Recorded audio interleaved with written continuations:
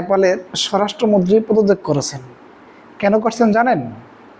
তার কারণ হচ্ছে তার বিরুদ্ধে ব্যক্তিগত ব্যবসায়িক পার্টনার দীপক ভট্ট, যিনি মানি লন্ডারিং করেছেন এমন অভিযোগ রয়েছে।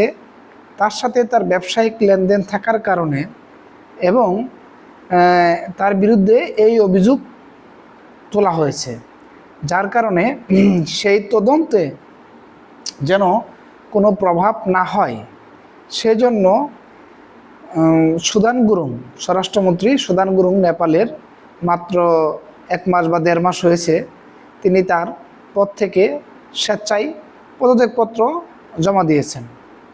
আপনি কি আমাকে বলতে পারবেন বাংলাদেশের ইতিহাসে কোনো এমপি, মন্ত্রী, প্রতিমন্ত্রী, কোনো চেয়ারম্যান বা কেউ পদত্যাগপত্র জমা দিয়েছেন স্বেচ্ছায়? সোহেল তাজ ভাই, তাকে শেখ হাসিনা জোর করে পদত্যাগপত্র জমা দিতে বাধ্য করেছিল। এই একজন ব্যক্তি ব্যতীত আর কোনো মন্ত্রী, এমপি, চেয়ারম্যান, উপজেলা চেয়ারম্যান, কোনো ইউনো কাউকে আপনি কি বলতে পারবে মানে কেউ স্বেচ্ছায় পদত্যাগপত্র জমা দিছে তার দায়িত্ব অবহেলার কারণে, এমন কোনো একটা হদিস আমাকে দেখাতে পারবেন না। কারণ ভাই কি জানেন, আমরা বাঙালি, আমরা এমন একটা জাতি যে আমরা নিজের স্বার্থটাকে সবচেয়ে বেশি প্রাধান্য দিই। জনগণের দুর্ভোগ, জনগণের ইচ্ছা, জনগণের আকাঙ্ক্ষা, এগুলোকে আমরা কখনোই প্রাধান্য দেই না। আমাদের যখন ভোটের প্রয়োজন হয় তখন তারা আমাদের কাছে, আপনার কাছে আসবে, এসে নানান ধরনের আকাঙ্ক্ষা দেখাবে, আমরা এইটা করব, আমাদেরকে ভোট দিলে আমরা এইটা সমস্যা দূর করবো, এইটা করবো, সেটা করবে। ভাই এ পর্যন্তই শেষ। দিন শেষে আপনার আমার যে দুর্ভোগ সেটা আমাকে করতে হয়। আর তারা তো আসলে মূলত ভাই দেশ চালায় না, কোনো এমপি, মন্ত্রী কেউই দেশ চালায় না। ভাই আমি ছোটো মানুষ, আমার ছোটো জ্ঞানে বলতেছি, তারা কেউই দেশ চালায় না। দেশ চালায় কারা জানেন? এই বাংলাদেশের ব্যবসায়িক সমিতি, বাংলাদেশে যারা ব্যবসা করে তারা এই দেশটাকে চালায়। তারা দেখেন সিন্ডিকেট করে, কীভাবে সিন্ডিকেট করে, তেল নিয়ে দেখেন কী পরিমাণ একটা সিন্ডিকেট করলো। কিছু নেতার, কিছু ব্যক্তির পাম্পে 20,000 30,000 লিটার ডিজেল রিজার্ভ, অথচ পাম্পে কোনো তেল নাই, পাম্পে গেলে কোনো তেল নাই। কেন তারা করছে? তারা জানে আজ অথবা কাল তেলের দাম বাড়বে।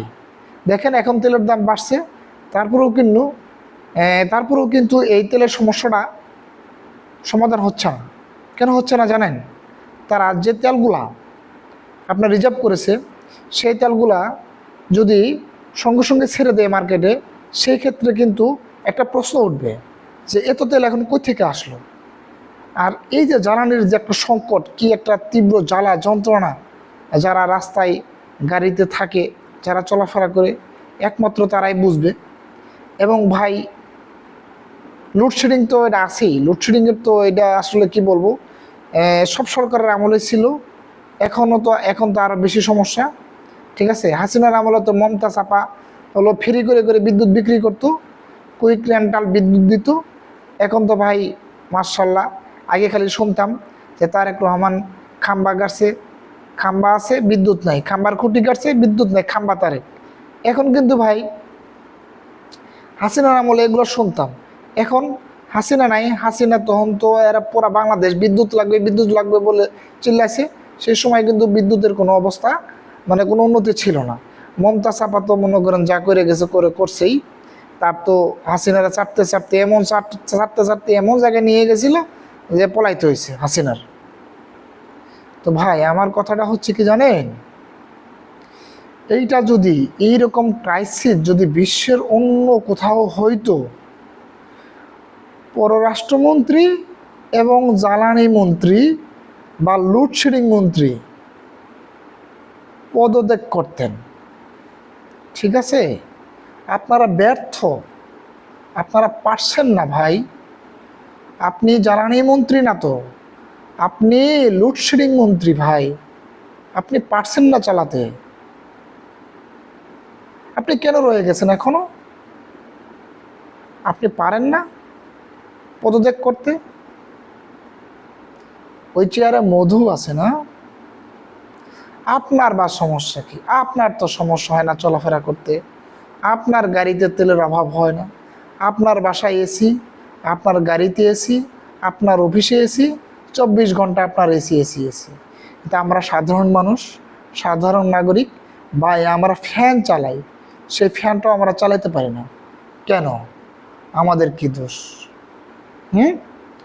এক অথর্ব ব্যক্তিরে আপনারা বানায় রাখছেন পররাষ্ট্রমন্ত্রী, হ্যাঁ, ডক্টর খলিলুর রহমান, যাকে আপনারা ডক্টর ইউনূসের সরকারের আমলে যাকে নিয়ে আপনারা কত আন্দোলন গড়ে তুলছেন, তাকে পদত্যাগ করতে হবে, তাকে পদত্যাগ করতে হবে, তাকে কেন আপনারা পররাষ্ট্রমন্ত্রী বানাইলেন? হ্যাঁ, ইরান যুদ্ধ নিয়ে, ইসরায়েল যুদ্ধ, আমেরিকার যুদ্ধ নিয়ে একটা কি ধরনের একটা নীতিগত কি একটা নামমাত্র একটা দিলেন, বিবৃতি দিলেন। এখন ইরান আর জ্বালানির জাহাজ হরমুজ প্রণালী পার হইতে দেয় না। পাঠান খলিলুর রহমান রে, হরমুজ প্রণালী পার করে জাহাজ নিয়ে আসুক। কেন এখন কেন পারেন না? বড় বড় গল্প, গাল গল্প। ভাই, আমি আপনাদের কোনো সরকারের বিপক্ষ কথা বলার ব্যক্তি না। আমার অধিকারটা আমি চাই, আমি জ্বালানির সরবরাহটা সঠিকভাবে চাই, আমার যেন লোডশেডিং না হয় সেইটা আমি চাই আপনাদের কাছে। আমি আমার নাগরিক অধিকার, মৌলিক অধিকারগুলো চাই আপনাদের কাছে।